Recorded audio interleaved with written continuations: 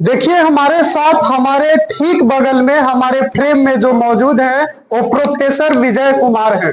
और आपको बता दें कि गांधी और जयप्रकाश नारायण के विचारों से काफी प्रभावित हैं और यही कारण रहा कि इन्होंने प्रशांत किशोर की जो जन सुराज पार्टी है उसे ज्वाइन की और अब बड़े ही दुखी मन के साथ जन सुराज छोड़ चुके हैं। हम बात करेंगे कि आखिर क्या कुछ कारण रहा कि तिलका मांझी विश्वविद्यालय में पढ़ाने वाले प्रोफेसर पहले जन सुराज ज्वाइन करते हैं और फिर जन सुराज छोड़ देते हैं। क्या दिक्कत आ रही थी सर कि जन सुराज आज आपने छोड़ दिया? मेरे लिए बहुत मुश्किल फैसला था जब हम पार्टी ज्वाइन करने जा रहे थे। हाँ। और उसके शुद्ध कारण लोकनायक को दिया गया वचन था। 1979 ईस्वी में हम लोगों ने जयप्रकाश जी को वचन दिया था कि दलीय राजनीति में नहीं जाएंगे, समाज में रहकर हम शांतिमयता और निर्दयता के आधार पर समाज का काम करेंगे और न्याय के लिए काम करेंगे। बिल्कुल। लेकिन 51 साल के अनुभव से ये महसूस हुआ कि जिस विचार को हम लोग फैलाना चाहते हैं उसके लिए संसदीय फ्रंट होना जरूरी है।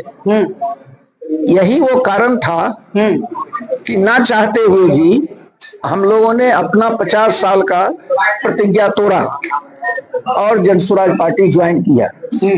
तो हमारा कारण बहुत स्पष्ट था कि हम ऐसे पार्टी की कल्पना कर रहे थे जिसका साधन शुद्धि में विश्वास हो, जो सही लोग को तवज्जो देता हो, जो सही सोच रखता हो और सामूहिक नेतृत्व में विश्वास करता है। ये तीनों बातें प्रशांत जी ने कही थी जो उनके नारे में भी लिखे गए। काम करते हुए ये अनुभव आया कि प्रशांत जी इन चीजों के बारे में गंभीर नहीं है और उन्होंने ये मन बना लिया है कि केंद्र में केवल एक व्यक्ति होगा जिसका नाम प्रशांत किशोर होगा। उनका कद बहुत ऊंचा अगर हो जाएगा तो जनता उनके नाम पर वोट दे देगी, जैसे मोदी जी के नाम पर वोट मिल जाता है, कभी लोकनायक के नाम पर वोट मिल गया, कभी अन्ना जी के नाम पर वोट मिल गया। तो हम लोगों का उपयोग वो पोस्टर बॉय के रूप में या रॉ मटेरियल के रूप में करना चाहते थे, ये ऐसा महसूस हुआ। यानी गांधी और जयप्रकाश के विचार नहीं थे, प्रशांत किशोर सिर्फ अपना चेहरा चमकाना चाहते हैं। जो दिखा तो यही मैंने कहा आपसे कि उन्होंने निजी बातचीत में कहा भी एक आध बार। कौन सी पहली ऐसी घटना थी जहां आपको लगा कि यहाँ गांधी के विचारों का कोई पालन नहीं हो रहा है, जयप्रकाश जी का सिद्धांत का पालन नहीं हो रहा है? कौन सी पहली घटना थी? देखिए, क्या ऐसा हुआ? पदयात्रा जब तक चल रहा था तो जिस दिन पदयात्रा शुरू होनी थी उसके एक दिन पहले मैं, प्रशांत किशोर जी, कर्पूरी जी के छोटे लड़के वीरेंद्र ठाकुर जी और नरेंद्र मंडल, ये चारों एक ही गाड़ी से कर्पूरी जी के गांव गए। वहां सबने अपनी अपनी बात रखी सभा में। तो मैंने ये रखी कि भाई ऐसा नहीं है कि बिहार में पिछले 25-30 सालों में कुछ नहीं हुआ है। कुछ हुआ है लेकिन जो चाहते थे वो नहीं हुआ है।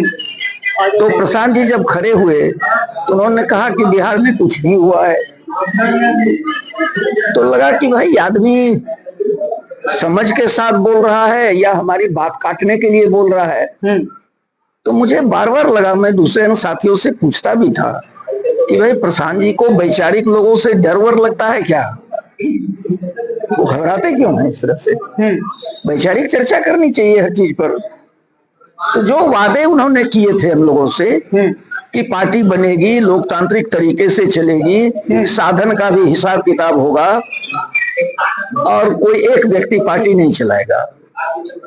अब अभी जो पार्टी बनी, पार्टी पहले बन गई, स्थापना बाद में हुआ, 1.5 करोड़ सदस्य हैं, वो लिस्ट ही नहीं मिल रहा है।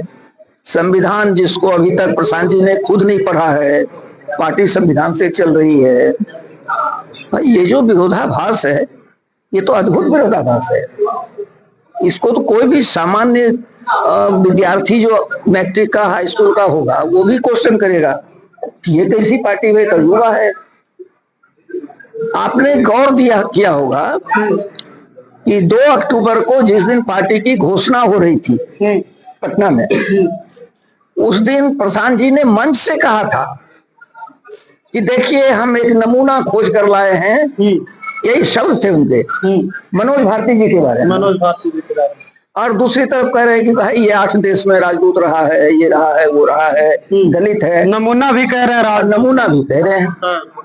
उस दिन दुर्भाग्य ये रहा कि मंच के ठीक करीब में भागलपुर के हमारे मित्र संजय सुमन जी की मौत हो गई गर्मी के कारण। तो मैं उनको लेकर भागने में रहा, इसलिए मैंने पूरा प्रोसेस भी नहीं सुना, मंच पर मैं रह भी नहीं पाया।